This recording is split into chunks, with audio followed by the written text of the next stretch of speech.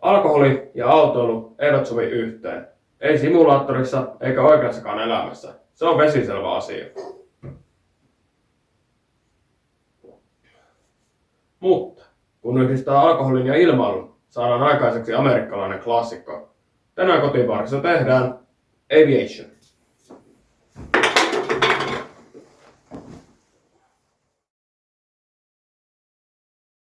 Aviation on saksalaistaustaisen baarimestari Hugo Enslinin käsialaa.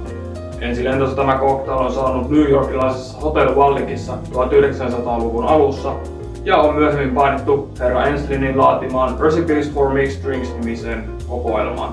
Kyseinen teos julkaistiin vuonna 1916 tehden tästä cocktailista Yhdysvaltain kieltoaikaa edeltävän ajan klassikon. Vaikka cocktail nauttiikin nykyään klassikon mainetta, on sen historia varsin turbulenttinen. Ensin vuonna 1930 englantilainen Harry Craddock kopioi Enslinin alkuperäisen reseptin omaan ja savoi cocktailbookiin ja jätti siitä poikkeen cocktailille ominaisen orvokkiliköörin. Tämän kyseisen liköörin markkinointi lopetettiin Yhdysvalloissa myöhemmin 1960-luvulla, jättäen Craddockin kopion varjoon Enslinin alkuperäisen teoksen. Globaalissa cocktailskenessä Aviation on kuitenkin yksi, ellei jopa tunnetun orvokkilikarin cocktail, joten mitä tapahtui? Ensin 1990-luvulla nuoret baarimikot sattuivat löytämään Enslinin alkuperäisen reseptin tutkiessaan alan vanhaa kirjallisuutta. Orvokkilikarin puutteen tuoma mystiikka ja raaka-aineen tuntemattomuus eivät ainoastaan innostaneet baarimikkoja, vaan se toi myös toivottua ilmaa Aviation cocktailin siipien alle ja yleiseen tietouteen. Vuonna 2007 House Alpens toi orvokkiliköörin takaisin Yhdysvaltain markkinoille yli 40 vuoden hiljaiselon jälkeen. Vuonna 2013 Aviationista tuli Googlen Zeitgeistin mukaan maailman haetuin cocktailin resepti. Suosio on maailmalla taattua niin alan ammattilaisten, harrastelijoiden kuin asiakkaidenkin keskuudessa. Mutta täällä Suomessa cocktail on jäänyt käsitteeksi hieman tuntemattomaksi. Joten testataan, onko klassikko maineensa veroinen. Lennetäänkö tällä cocktaililla taivaaseen vai olenko minä nähnyt turhaan aikaa ja vaivaa näiden raaka-aineiden etsimiseen? No niin, nyt kun on alun ennalta opeteltu mantra ja käsikirjoitus luettu, niin yritetään tässä sitten freestylata. Eli kyseessä on shakeattava cocktaili. Ja oikeastaan tarkemmin tää on Guinea Sour, eli tässä on makea elementti, tässä on hapan elementti ja sitten tässä on Guinea nimensä mukaisesti. Laitetaan ensin tuonne shakeriin jäitä huolellisesti. Näin. Ja sitten aloitetaan. Eli ensin me laitetaan 22,5 milliä eli 3/4 unssia sitruunamehua. Sitten otetaan maraschino-likööriä. Tämä on kirsikkalikööri ja toimii meidän makeana elementtinä. Tätä 15 milliä.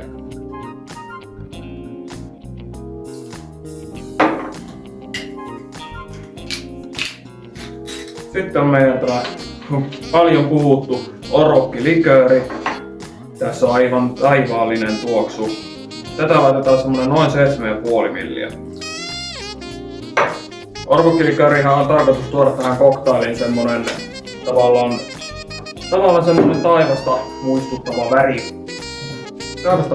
väri, niin mistä ilmeisesti tää cocktaili on saanut nimensä. Ja sitten viimeisenä raaka-aineena 2 unssia 60 milliä giniä. Minä käytän London Dry Guinea tässä ja tarkemmin Beefeateria.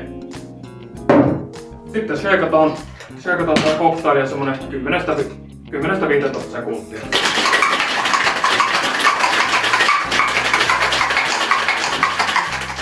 Laitetaan sitten pakastimista tämmönen jäähdytetty kuuplasi ja tuplasiivilöidään tämä cocktaili tonne sisään.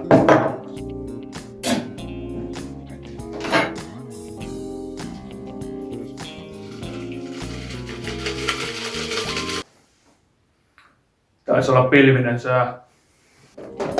Kirsikkana kakun päälle tai tässä tapauksessa tuonne lasin pohjalle laittaa 1 maraschino kirsikka. Ja siinä meillä on Aviation.